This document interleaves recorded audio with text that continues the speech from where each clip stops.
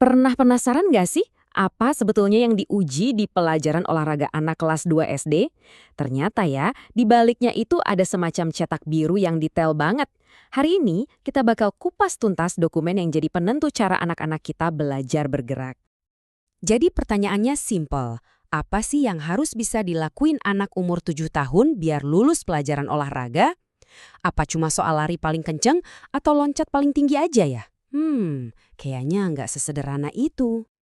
Jawabannya ternyata jauh lebih terstruktur dari yang kita bayangin. Dan semuanya ada di sini, sebuah kisi-kisi ujian resmi.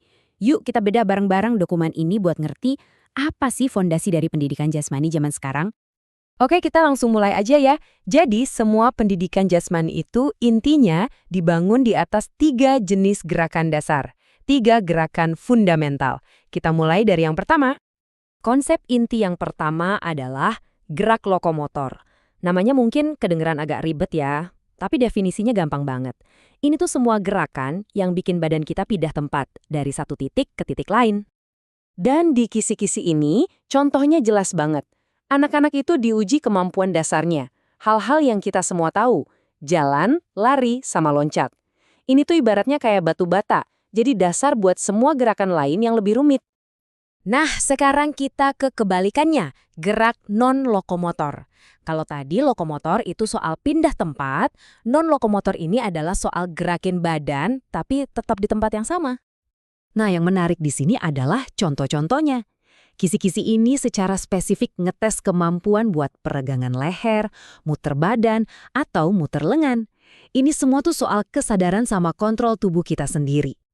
Jadi gampangnya gini deh, bayangin gerak lokomotor itu kayak badan kita jadi kendaraan gerak dari titik A ke B.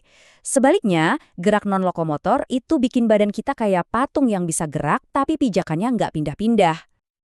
Dan yang ketiga, nah ini nih yang mungkin paling kita kenal dari olahraga-olahraga.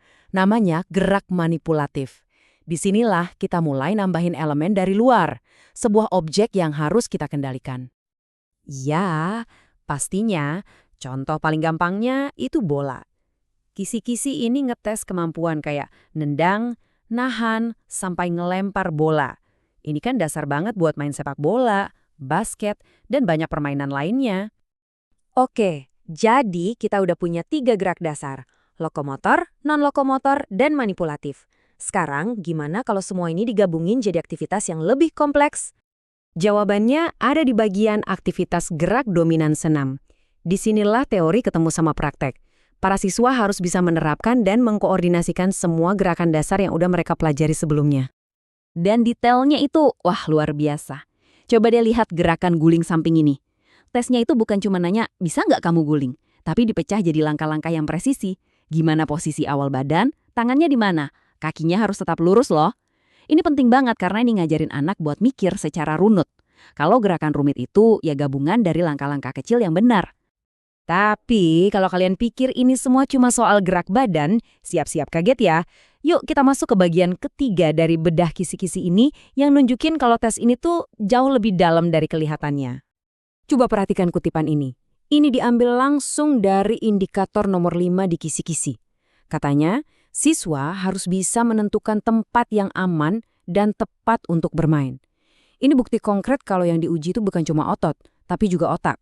Ini adalah tes pengetahuan dan kemampuan ngambil keputusan. Dan bukan cuma itu loh, siswa juga diuji pengetahuannya soal teknik yang benar, gimana cara mendarat yang aman biar nggak cedera, sampai pentingnya pemanasan. Kenapa? Soalnya tujuannya bukan cuma nyetak anak yang jago olahraga, tapi anak yang paham gimana caranya berolahraga dengan aman dan efektif. Ini benar-benar gabungan antara kecerdasan gerak dan kecerdasan otak.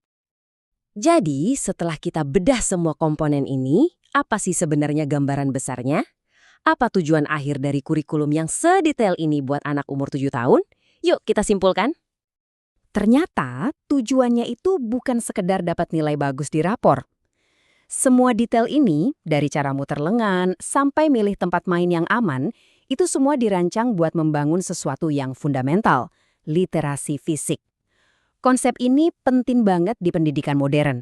Karena tujuannya adalah ngasih anak kemampuan, rasa percaya diri, dan motivasi buat aktif seumur hidup. Ini bekal buat kesehatan mereka jangka panjang. Jadi, apa sih pelajaran yang bisa kita ambil dari cetak biru ini? Pertama, pendidikan jasmani modern itu bukan sekedar main-main, tapi sebuah ilmu yang terstruktur banget. Kedua, jadi atletis itu bukan cuma soal fisik, tapi juga soal pemahaman dan pengetahuan. Dan yang paling penting, tujuan akhirnya adalah menanamkan kebiasaan sehat dan aman yang bakal mereka bawa sampai dewasa. Dan ini membawa kita ke satu pertanyaan terakhir. Kalau cetak biru buat olahraga anak kelas 2 SD aja sedetail dan sepenting ini, pernahkah kita mikir seperti apa ya cetak biru untuk hidup sehat versi kita sendiri?